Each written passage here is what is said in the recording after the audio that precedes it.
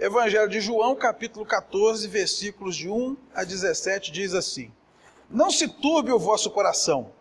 Credes em Deus, crede também em mim. Na casa de meu pai há muitas moradas. Se assim não fora, eu vou-lo teria dito, pois vou preparar-vos lugar. E quando eu for e vos preparar lugar, voltarei e vos receberei para mim mesmo, para que, onde eu estou, estejais vós também. E vós sabeis o caminho para onde eu vou. Disse-lhe Tomé: Senhor, não sabemos para onde vais. Como saber o caminho? Respondeu-lhe Jesus: Eu sou o caminho e a verdade e a vida. Ninguém vem ao Pai senão por mim. Se vós me tivesses conhecido, conheceríeis também a meu Pai. Desde agora o conheceis e o tendes visto. Replicou-lhe Filipe: Senhor, mostra-nos o Pai, e isso nos basta. Disse-lhe Jesus: Filipe, há tanto tempo estou convosco, e não me tens conhecido? Quem me vê a mim, vê o Pai. Como dizes tu, mostra-nos o Pai? Não crês que eu estou no Pai e que o Pai está em mim? As palavras que eu vos digo, não as digo por mim mesmo, mas o Pai que permanece em mim faz as suas obras. Crede-me que estou no Pai e o Pai em mim. Crede ao menos por causa das mesmas obras. Em verdade vos digo que aquele que crê em mim fará também as obras que eu faço, e outras maiores fará, porque eu vou para junto do Pai. E tudo quanto pedirdes em meu nome, isso farei, a fim de que o Pai seja glorificado no Filho. Se me pedirdes alguma coisa em meu nome, eu o farei. Se me amais, guardareis os meus mandamentos. E eu rogarei ao Pai, e ele vos dará outro Consolador, a fim de que esteja para sempre convosco, o Espírito da verdade, que o mundo não pode receber, porque não o vê, nem o conhece. Vós o conheceis, porque ele habita convosco e estará em vós. Feche seus olhos, queridos. Vamos orar? Senhor, te agradecemos imensamente pela bênção da tua palavra. Nós nem merecemos ouvir a tua voz, mas o Senhor é todo graça, todo misericórdia. E dia após dia, semana após semana, o Senhor nos chama à tua presença e fala ao nosso coração, e nos dá conselho, e nos ensina o caminho. Graças te damos pela presença maravilhosa do teu Espírito neste lugar. Nós louvamos ao Pai, ao Filho e ao Espírito Santo, o Deus da nossa salvação, o Criador de todas as coisas, o Senhor do universo, mas que volta os olhos para nós, seres tão pequenos, seres pecadores. Toma, Deus, esse lugar, toma as nossas vidas, ministra ao nosso coração a tua vontade por meio da tua palavra. Repreenda desse lugar toda interferência contrária, que só a tua voz se faça ouvir e saiamos daqui abençoados em nome de Jesus. Amém. Graças a Deus. Podem sentar, queridos. Hoje eu quero compartilhar com os irmãos sobre o Espírito Santo, o nosso fiel companheiro na caminhada. Primeira coisa, eu gostaria de relembrar os irmãos sobre duas verdades sobre o Espírito Santo. Em primeiro lugar, o Espírito Santo é uma pessoa. O Espírito Santo não é uma força, uma energia, um vento ou algo parecido. A Bíblia diz que ele é uma pessoa. A Bíblia diz, por exemplo, que ele é inteligente. Está em 1 Coríntios capítulo 2, versículos 10 e 11. Ele tem vontade, Romanos 8, 27. Ele tem sentimentos, Efésios 4, 30. Ele realiza atos próprios de pessoa, como ensinar, Lucas 12, 12. Falar, Atos 8, 29. Testificar, Romanos 8, 16. Interceder, Romanos 8, 26, e muitas outras coisas que são características de pessoa. Em segundo lugar, o Espírito Santo, além de ser uma pessoa, ele também é Deus. O Espírito Santo não vem de Deus. Ele é Deus em pessoa. Esse texto que nós lemos é uma boa explanação do que é a Trindade.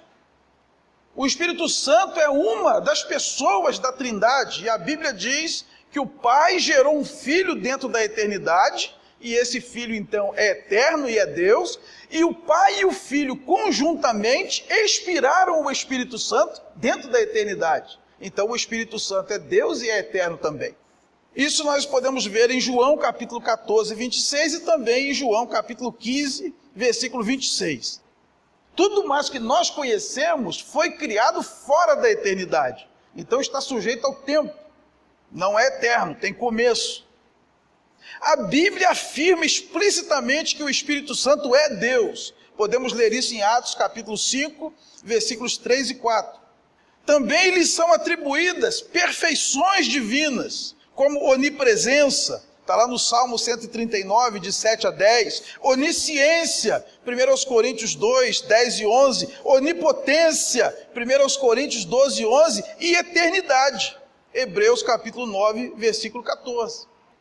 O Espírito Santo também realiza obras divinas, criação, está lá em Jó 26, 13 e 33, 4, regeneração, João 3, 5 e 6, e ressurreição, Romanos capítulo 8, versículo 11. E finalmente a Bíblia mostra o Espírito Santo em posição de honra com as demais pessoas da Trindade, como no batismo de Jesus, lá em Mateus capítulo 3, 16 e 17, no batismo dos convertidos, em Mateus 28, 19, e também na bênção apostólica, em 2 Coríntios capítulo 13, versículo 14.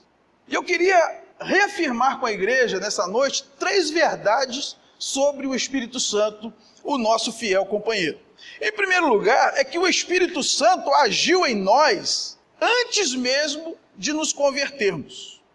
Vejam o que está escrito aí mesmo no Evangelho de João, no capítulo 16, versículos de 7 a 11. Jesus diz assim: mas eu vos digo a verdade, convém-vos que eu vá, porque se eu não for, o Consolador não virá para vós outros. Se porém eu for, eu vou-lo enviarei. Quando ele vier, convencerá o mundo do pecado, da justiça e do juízo. Do pecado, porque não creem em mim. Da justiça, porque vou para o Pai e não me vereis mais.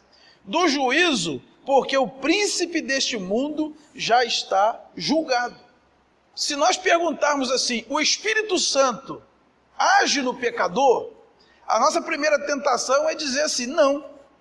Só que age sim. Apesar da Bíblia deixar bem claro que o Espírito Santo não habita no pecador impenitente, isso está lá em Romanos capítulo 8, versículo 9, não é correto dizer que ele não age no pecador, porque se ele não agisse no pecador, ninguém jamais se tornaria um crente em Jesus Cristo. Porque é a pessoa do Espírito Santo quem convence o homem do pecado, da justiça e do juízo. Ele convence o pecador do seu pecado e o leva a crer em Jesus. Jesus diz aí na explicação, do pecado porque não crê em mim. Esse é o grande pecado, não crê em Jesus. E o Espírito Santo nos convenceu de que nós éramos pecadores e que nós precisávamos de Jesus. Em segundo lugar, ele convence o pecador da justiça. Qual justiça? A justiça de Jesus. Que ele disse, eu vou para o Pai. Ele é o caminho, a verdade e a vida. Então o Espírito Santo, além de convencer o homem de que ele é um pecador, convence o homem de que Jesus é justo e suficiente para salvá-lo. E por fim, convence o pecador também do juízo. E ele diz, porque o príncipe desse mundo já está julgado. O Espírito Santo é que colocou em nossos corações o temor a Deus e a convicção de que ao final dessa vida haverá um julgamento. O julgamento esse no qual o inimigo já está condenado, mas nós ainda não estamos. Então, se nós reconhecemos que somos pecadores, recorremos a Cristo como Senhor e Salvador e nos arrependemos, nós somos libertados desse juízo que está por vir ao final. João vai dizer também que é o Espírito Santo quem testifica a respeito de Jesus. Está em João capítulo 15, versículo 26. O Espírito Santo dá testemunho ao pecador de que Jesus Cristo é Salvador. E assim o ser humano pode crer em Cristo. E quando acontece o arrependimento, é o próprio Espírito Santo quem opera o novo nascimento no pecador arrependido, como está escrito aí em João capítulo 3, versículos de 1 a 8. Então, o convertido nada mais é do que alguém que nasceu do Espírito. O Espírito Santo o regenerou no exato momento em que ele se arrependeu dos seus pecados e creu no Senhor Jesus. Portanto, irmãos, mesmo antes de nós sermos crentes, o Espírito Santo já agia em nós. Ele trabalhou no nosso coração, nos convencendo do pecado, da justiça e do juízo. Ele testificou de Cristo no nosso coração. E quando nós nos arrependemos, Ele próprio transformou a nossa vida, nos fez nascer de novo, nos fez uma nova criatura e nos trouxe para o convívio da família de Deus. Então, o Espírito Santo agiu em nós mesmo antes de nos convertermos. Em segundo lugar, o Espírito Santo habita em nós desde a nossa conversão. A Bíblia deixa claro que o Espírito Santo habita no crente. Por exemplo, nós podemos ler em 1 Coríntios 3,16 e também 1 Coríntios 6,19. No momento em que o pecador se rende a Cristo, ele é batizado com o Espírito Santo e passa a pertencer à igreja invisível de Deus. Isso nós podemos ler aí mesmo em 1 Coríntios capítulo 12, versículo 13. O apóstolo Paulo vai dizer aos Efésios que quando alguém ouve a palavra de Deus e crê em Cristo, essa pessoa é selada com o Espírito Santo. Efésios capítulo 1, versículos 13 e 14. O batismo com água que todos nós recebemos um dia, nos colocou como membros da igreja visível de Cristo, que é a igreja local, conforme aconteceu em Atos dos Apóstolos, quando aqueles 3.000 foram batizados.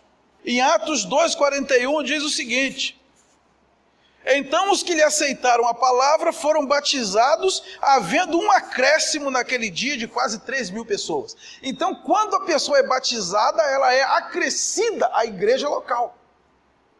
Mas o batismo com água é apenas um símbolo daquilo que aconteceu no nosso interior, no mundo invisível. Quando nós ouvimos a palavra e cremos em Jesus, o Espírito Santo então nos selou, nos batizou e nos inseriu na igreja invisível de Deus. Nosso nome foi arrolado no livro da vida com o sangue do Cordeiro, de onde ninguém nunca mais poderá apagar. Os irmãos terem uma ideia, na Bíblia existem apenas 7 passagens onde aparece o termo batismo com o Espírito Santo. 5 dessas passagens falam de uma promessa futura. Nos 4 evangelhos, Mateus 3,11, Marcos 1,8, Lucas 3,16 e João 1,33. E também Lucas novamente escreve em Atos, capítulo 1, versículo 5. Uma vez, esse termo é usado no passado, que é em Atos capítulo 11, de 15 a 17, quando Pedro explica à igreja de Jerusalém o que aconteceu na casa de Cornélio. Porque Pedro estava pregando, e quando ele estava pregando, o Espírito Santo caiu sobre os gentios na casa de Cornélio, e eles então foram batizados com o Espírito Santo. E Pedro diz à igreja: então me lembrei do que João havia dito, que vós seriam batizados com o Espírito Santo, não muito depois desses dias. E apenas uma vez na Bíblia, o termo aparece em uma carta doutrinária como sendo algo do cotidiano da igreja, que é exatamente o texto que nós lemos, 1 Coríntios capítulo 12, versículo 13. E nesse texto diz: todos nós fomos batizados pelo Espírito no corpo. Todo crente é batizado com o Espírito Santo. Porque o batismo é o ato inicial, é o selo, é a introdução da pessoa no reino de Deus. E quando Pedro explica à igreja sobre esta passagem, ele diz que aconteceu lá na casa de Cornélio exatamente o que aconteceu com eles quando eles creram no Senhor Jesus. Vamos abrir lá em Atos capítulo 11, versículos de 15 a 17. Quando, porém, comecei a falar, caiu o Espírito Santo sobre eles, como também sobre nós no princípio. Então me lembrei da palavra do Senhor quando disse: João, na verdade, batizou com água, mas vós sereis batizados com o Espírito Santo. Pois se Deus lhes concedeu o mesmo dom que a nós outorgou, quando cremos no Senhor Jesus, quem era eu para que pudesse resistir a Deus? Ele diz, aconteceu com eles o que aconteceu conosco quando cremos no Senhor Jesus.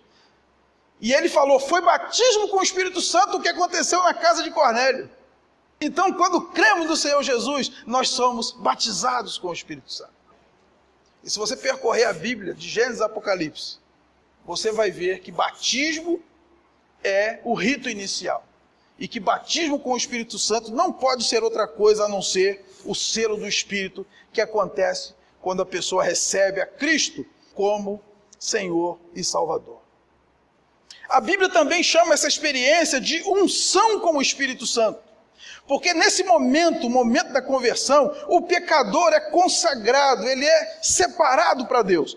Vamos lá em 1 de João, capítulo 2, versículos 20 e 27. E vós possuís unção que vem do Santo, e todos tendes conhecimento. 27. Quanto a vós outros, a unção que dele recebestes permanece em vós, e não tendes necessidade de que alguém vos ensine, mas como a sua unção vos ensina a respeito de todas as coisas, e é verdadeira e não é falsa, permanecei nele, como também ela vos ensinou.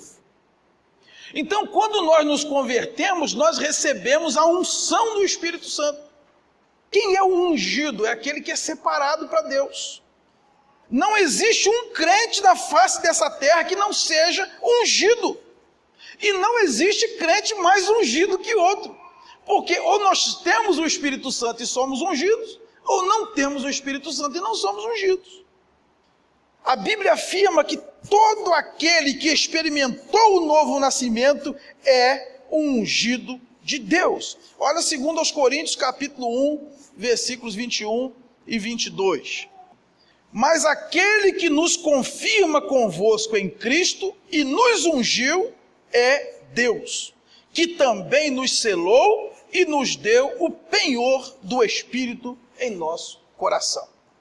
Assim como no Antigo Testamento, pessoas e objetos eram ungidos para servir a Deus, nós também recebemos a unção do Espírito quando nos convertemos. E essa unção nos consagra, nos separa e nos capacita para servir a Deus.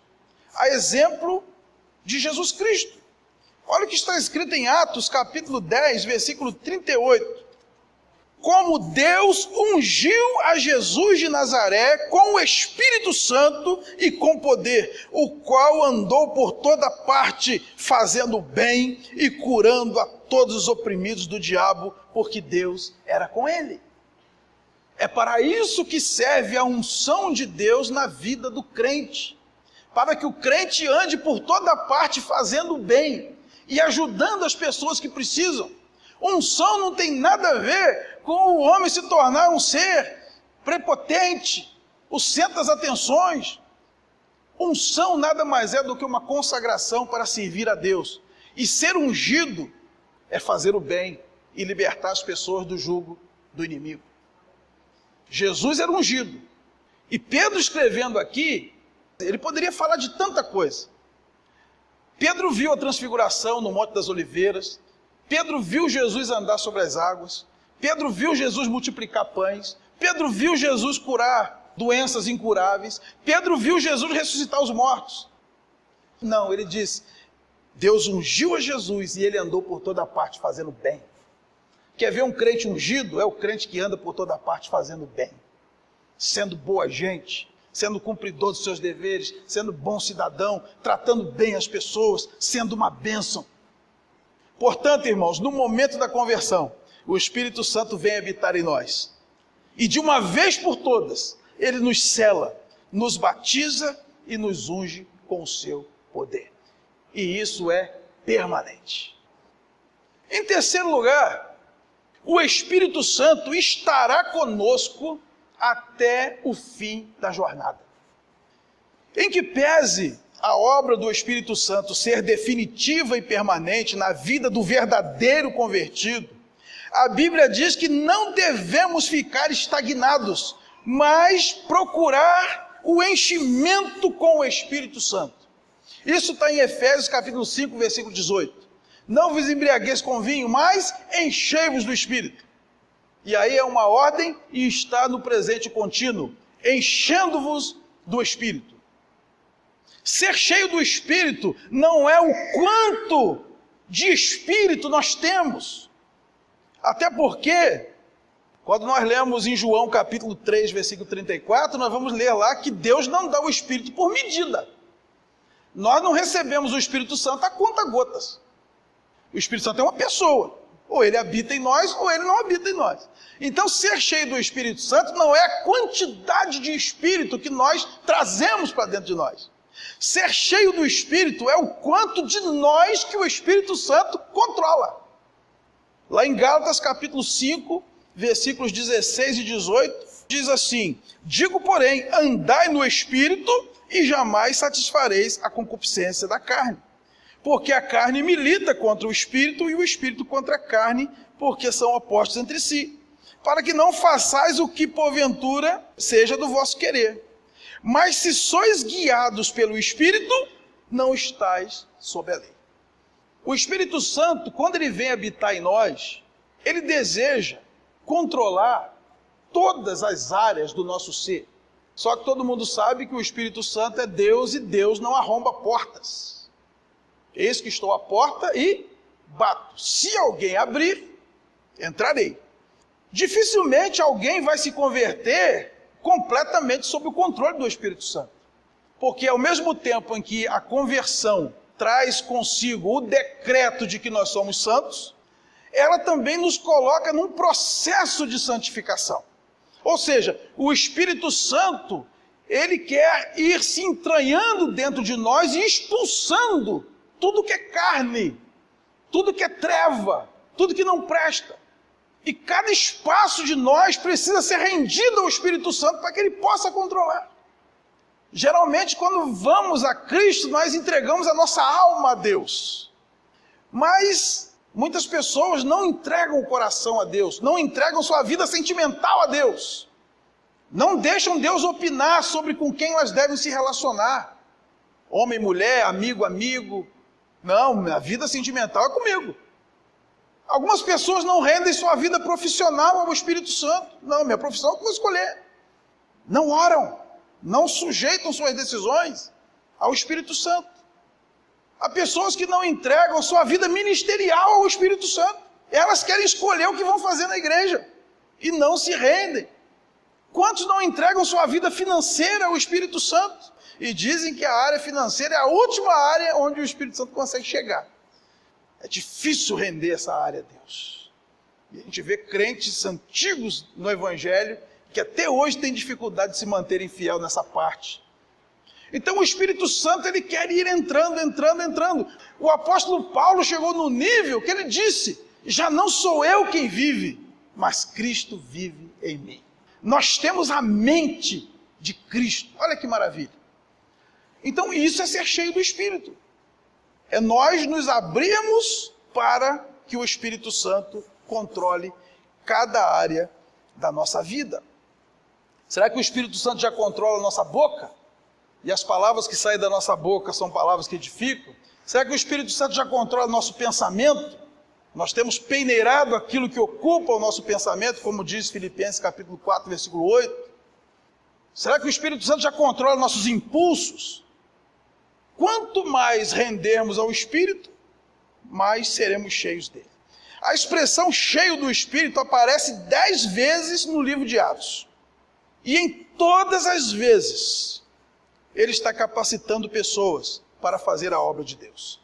Você vai ler em Atos 2, 4 e 11, Atos 4, 8, Atos 4, 31, Atos 6:3, 6:5, 7:55, 9:17 e 20, 11, 23 e 24, 13, 5 e 9 e 13, 49 e 52. Sempre que alguém estava cheio do Espírito, pleto pneuma, eles estavam fazendo a obra de Deus. É exatamente o que Jesus deixou escrito em Atos, capítulo 1, versículo 8. Recebereis poder, dínamos, ao descer sobre vós o Espírito Santo, e sereis minhas testemunhas. Jerusalém, Judéia, Samaria, até os confins da terra. Então, ser cheio do Espírito é estar capacitado para fazer a obra de Deus. E essa capacitação, que é operada no crente pelo Espírito Santo, envolve a distribuição de dons espirituais. E isso é muito bom. Os dons são ferramentas, são equipamentos para que o crente possa cumprir os propósitos de Deus na sua vida. A Bíblia diz, irmãos, que todo crente possui pelo menos um dom. Não existe crente sem dom. Você pode ler isso, por exemplo, em 1 Coríntios 7:7 e em 1 de Pedro 4:10. O crente tem dom. Isso porque a presença do Espírito Santo em todo crente, por si só, já é um dom.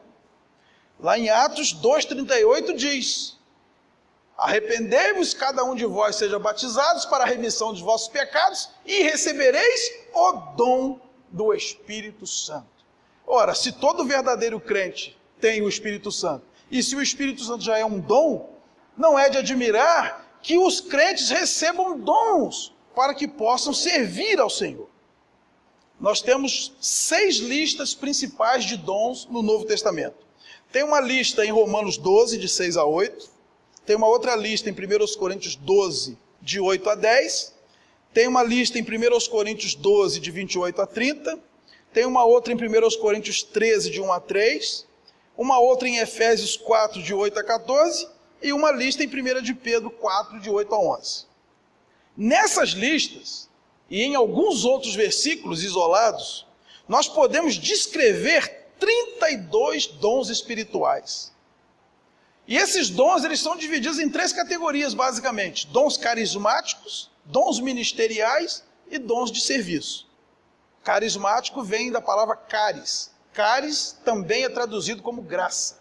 Então, dom é graça, dom é dádiva, dom é presente. Quem recebe um dom não fez por merecer. Não se recebe um dom porque se buscou, porque se fez algo em troca. Dom o Espírito Santo distribui conforme lhe apraz, visando um fim proveitoso. Ponto. Quais são os dons carismáticos? Palavra de sabedoria, palavra de conhecimento, cura, discernimento de espíritos, fé, operação de milagres, profecia, variedade de línguas e interpretação de línguas. Os dons ministeriais que aparecem nessas listas: apóstolo, doutor, ensino, evangelista, exortação, governo, mestre, ministério, missões, pastor, presbítero, presidência. Dons de serviço: administração, contribuição, diaconia, habilidade manual, hospitalidade, martírio, misericórdia, pobreza voluntária, serviço e socorro. São dons que a gente recebe para servir. Quando nós lemos em 1 Coríntios capítulo 12, versículos 4, versículo 7 e versículo 11, nós vamos ver lá que os dons são diversos, mas o Espírito é o mesmo. E ele distribui a cada um conforme lhe apraz, visando um fim proveitoso. Portanto, o Espírito Santo, essa pessoa, esse Deus, que é o que caminha conosco, ele nos capacita a servir a Deus, nos enchendo dele mesmo. Ou seja, ele quer ocupar a nossa vida, e ele também quer distribuir dons espirituais para nos capacitar a servir a Deus. A presença do Espírito Santo no crente faz também com que ele produza o fruto do Espírito. Está lá em Gálatas capítulo 5, versículos 22 e 23. Perceba que não são frutos, trata-se de um só fruto, com 9 sabores: amor, alegria, paz, longanimidade, benignidade, bondade, fidelidade, ou fé, em outra tradução, mansidão e domínio próprio. ou temperança em outra versão. Fruto não tem nada a ver com dom. Fruto é aquilo que o Espírito Santo produz dentro de nós com o seu enchimento e que transborda em atitudes, em estado de espírito. Vocês percebam que esses sabores do fruto faz com que o crente fique bem com ele mesmo e bem com as pessoas. Isso tem a ver com o caráter cristão, fazendo com que o crente possa refletir no exterior aquilo que o Espírito Santo está fazendo no seu interior. A Bíblia diz que é o Espírito Santo que nos transforma dia a dia, tornando-nos cada vez mais semelhantes a Jesus, conforme está escrito em 2 Coríntios, capítulo 3, versículo 18. E todos nós, com o rosto desvendado, contemplando como por espelho a glória do Senhor, somos transformados de glória em glória na sua própria imagem, como pelo Senhor, o Espírito. É o Espírito Santo que nos ensina o que dizer em situações difíceis. Lucas capítulo 12, versículos 11 e 12 diz assim: quando vos levarem às sinagogas e perante os governadores e as autoridades, não vos preocupeis quanto ao modo por que respondereis, nem quanto às coisas que tiveres de falar, porque o Espírito Santo vos ensinará naquela mesma hora as coisas que deveis dizer. É o Espírito Santo quem nos guia no caminho da verdade, não deixando que sejamos confundidos. João capítulo 16, versículo 13. Quando vier, porém, o Espírito da verdade, ele vos guiará a toda a verdade, porque não falará por si mesmo, mas dirá tudo o que tiver ouvido e vos anunciará as coisas que hão de vir. É o Espírito Santo quem nos lembra a palavra de Deus. João capítulo 14, versículo 26. Mas o Consolador, o Espírito Santo, a quem o Pai enviará em meu nome, esse vos ensinará todas as coisas e vos fará lembrar de tudo o que vos tenho dito. É o Espírito Santo quem nos consola nos momentos de dor e sofrimento. João capítulo 15, versículo 26. Quando, porém, vier o Consolador, que eu vos enviarei da parte do Pai, o Espírito da verdade, que dele procede, esse dará testemunho de mim. Há momentos, irmãos, que não há palavras que se possa dizer. Na porta da capela mortuária, na porta de um CTI, num corredor de hospital, um momento em que a gente não pode fazer nada. Ou Deus consola por meio do Espírito Santo, ou não tem o que se fazer. E a Bíblia diz que quem opera nesse momento consolando, é o Espírito Santo. É o Espírito Santo quem nos assiste em nossas fraquezas, intercedendo por nós junto ao Pai. Olha o que diz Romanos capítulo 8, 26 e 27. Também o Espírito semelhantemente nos assiste em nossa fraqueza, porque não sabemos orar como convém, mas o mesmo Espírito intercede por nós sobremaneira, com gemidos inexprimíveis.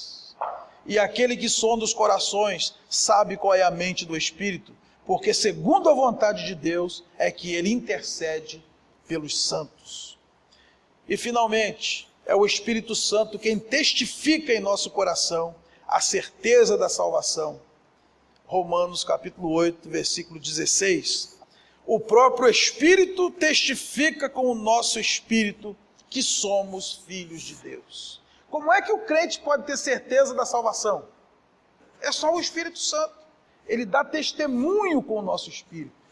Então nós podemos concluir com tudo isso, que o Espírito Santo é o nosso grande e fiel companheiro nessa caminhada. Vamos ficar de pé, queridos. Divino companheiro no caminho, tua presença sinto logo ao transitar,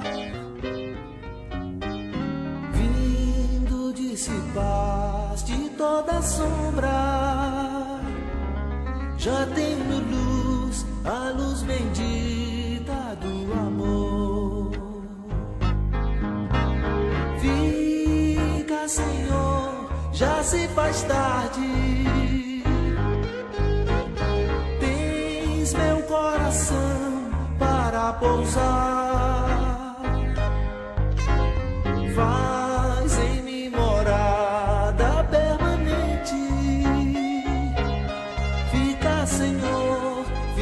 Senhor, meu Salvador. A sombra da noite se aproxima e nela o tentador vai chegar. Não me deixes só no caminho. Ajuda-me, ajuda-me até chegar. Fica, Senhor, já se faz tarde. Tens meu coração para pousar. Faz em mim morada permanente. Fica, Senhor, meu Salvador.